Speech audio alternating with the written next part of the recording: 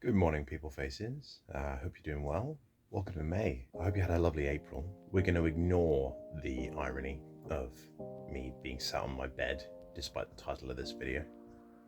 It's gonna be okay.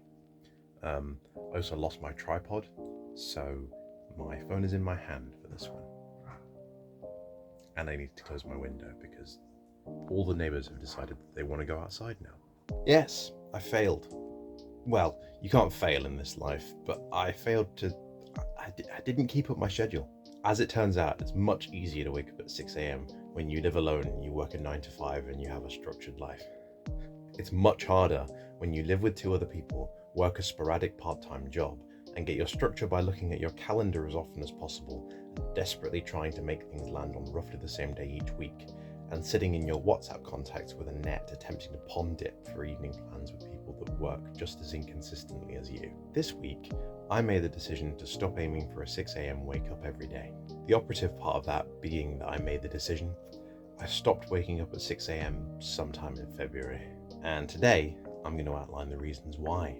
The first reason on my list is that no matter what process I went through, or routine I put together, or whatever good stuff I put in my body before I went to bed, every single day was just becoming a sleep-deprived trudge, especially the days where I had shifts at work starting in the middle of the afternoon.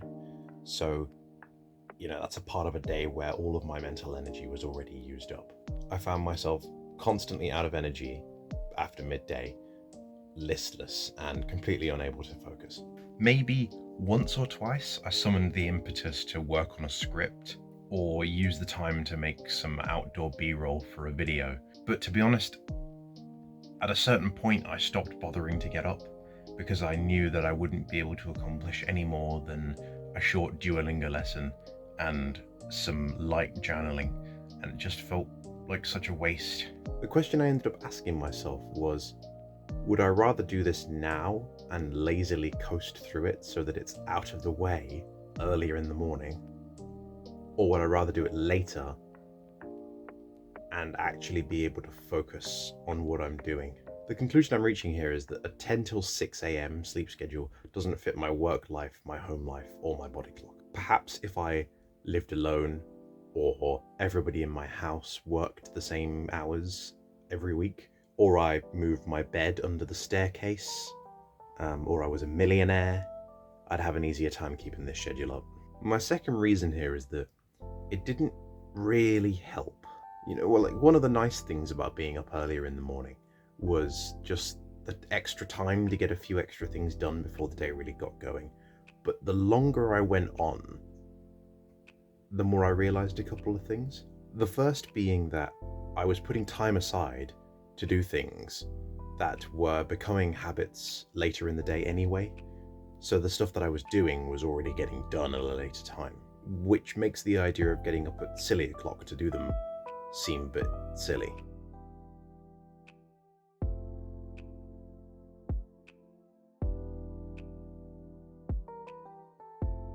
I suppose what that means is that I've exercised the habit enough that it's just part of my daily life now, and it's implemented to a point where it feels weird if I don't do it, which I suppose is good. And I suppose it also means that I lack the adaptability to give myself new things. But if I'm going to have to consistently try to come up with new things to do at 6 o'clock in the morning just to have them implemented into my "this will feel weird if you don't do it" list. But now, at least now I know that if I ever want anything added to that list, I can just torture my brain with it for a month at 6 a.m.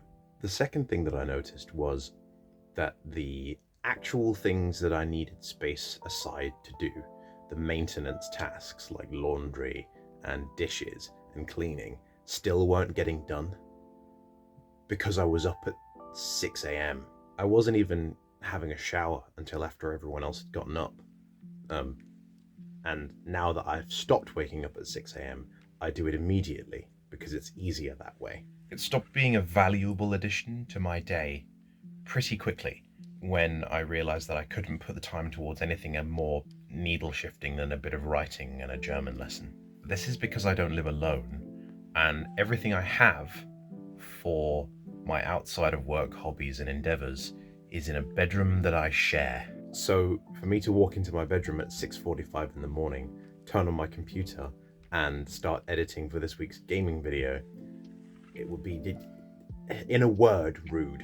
So what that means is, aside from a Duolingo lesson, some gratitude journaling, and a bit of reading, all of which I've become adept at doing at the other more sociable parts of my day, extra 2 hours kind of doesn't really serve me. In fact, it makes everything worse because I just get tired afterwards. So somebody remind me why I decided to wake up 2 hours early in my day to accomplish almost nothing and then exhaustedly slither through the remainder of my day. Absolutely no use to anyone. Oh yeah, it's because that's what successful people do. Or maybe I'll try it again when I reach anyone's definition of successful. Let me know down below. What's your definition of successful? Anyway, here's what I've decided that I'm gonna do. Not that it's of any influence to you, but I like to vocalize this stuff. It feels nice. Instead of waking up at the crack of whatever to do absolutely nothing for 2 hours, I've decided I'm going to make it a little easier on myself. Since the beginning of March, I've been making an effort simply to get out of bed before 8 a.m. Anywhere between 6:45 and 7:45 is usually pretty happy for me. As long as I'm eating before 8 a.m, I think it tends to feel good. Now, I realize that might be just down to the lighter mornings in spring that's making it easier for me, but I choose to believe that I'm adapting to my own special uniqueness and I don't have the mental fortitude of a daffodil. From there, I have been trying to get myself showered in a maximum of 15 minutes. This is to avoid thinking. No think, only do. After do, think better, think easier, feel better. Bonus points if I remember to put my clothes together for the next day and bring them with me into the bathroom. Then I get dressed, go downstairs and do some kitchen stuff. I can do my bit of gratitude journaling while the kettle boils. I can do my German lesson whilst I'm eating breakfast. No timers or anything, just when I'm waiting for something, do something that makes brain better. Then, if I can be bothered, I move on to any household task I can see. This might be laundry, it might be some dishes that have been left out. It's kind of anyone's game. I might start the dishes and then turn off the hot tap when I hear screaming, because that means that somebody got in the shower before I got to the kitchen. If that's the case, I will prep a load of laundry and wait so that I don't risk incurring the wrath of whoever just got destroyed by cold water. The point here is that because I woke up later, I can actually start these tasks without waking somebody up by just clattering clumsily around the kitchen. The added bonus here is that it helps me to build momentum for the other people in the house. You know, when you come downstairs and there's already stuff happening, there's already things moving and progress being made in cleaning up from yesterday, it can encourage you to do things as well. What I'm realizing as I'm undertaking the endless process of becoming a more productive individual is that there's never a good time to do anything.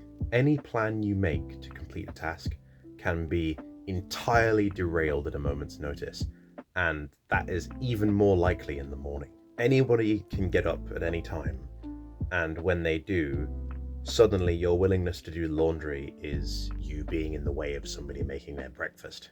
And when you have a kitchen the size of a kayak, you encounter difficulties like this. But I digress. My next step is to first come to terms with the fact that I invented a morning routine that was worse than the lack of one that I had before. On the bright side, we've kind of reached a net positive, because the thing that I've ended up with is both more productive and sociable than what I invented and what I had before. It is occurring to me that I like to find ways of reducing the friction of tasks rather than trying to optimize them by just scheduling them earlier in the day. That doesn't work for me at all. But I really do like to find ways of making tasks easier to complete. That might be worth keeping in mind, because clearly just scheduling them earlier just makes me an unhappy muffin. With that in mind, what tasks in life do you find the most friction with? Let me know down below, what aspects of your life could you do with being easier? In the meantime, have a beautiful May, and I'll see you next month.